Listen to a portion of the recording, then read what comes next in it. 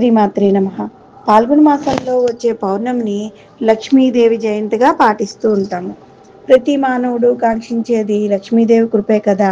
ఆ మాత కృపతోనే మనకు ధనధాన్యాలు అవి సమకూరుతూ ఉంటాయి. దానివలన మనమందరము సుఖవంతమైన జీవితం గడుపుతూ ఉంటాం. అందుకే ప్రతిరోజు లక్ష్మీదేవిని పూజించాలి, స్మరించాలి. లక్ష్మీదేవిని భక్తిగా ఆరాధించినంత మాత్రానే ఆమె కరుణించదు.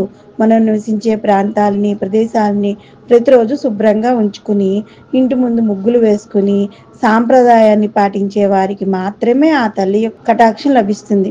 ఇక ఇప్పుడు ఆమె ఎలా పుట్టింది అనే కొన్ని కథల్ని తెలుసుకుందాం. క్షీరసాగర మథనం సమయంలో సముద్రం నుంచి అంటే ఆ పాల సముద్రం నుంచి ఉద్భవించిన అనేక వస్తువులతో పాటు లక్ష్మీదేవి కూడా జన్మించిందని ఒక పురాణ కథనం. అనేక పురాణాల్లో కనపడిన కథ ఇది. విష్ణు పురాణంలో వేరొక కథ కూడా ఉంది. ఆ కథ ప్రకారం లక్ష్మీదేవి భృగు మహర్షి యొక్క కుమార్తె అన్నమాట. భృగు మహర్షి భార్య ఖ్యాతి. ముందు వీరికి పుత్ర సంతానం కలిగింది.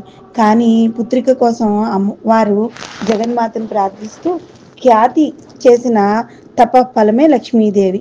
విష్ణుమూర్తిని ఈమె వివాహమాడింది.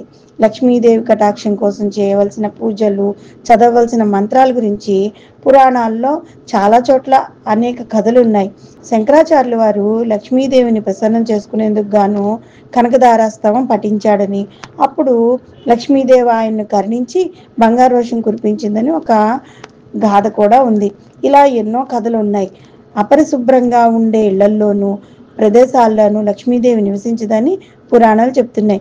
వాస్తవ జీవితంలో పరిశీలించినా ఇది నిజమే కదా.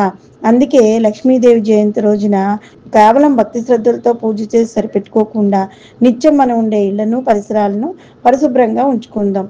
లక్ష్మీ కృపకు పాత్రులవుదాం. శ్రీమాత్రే నమః.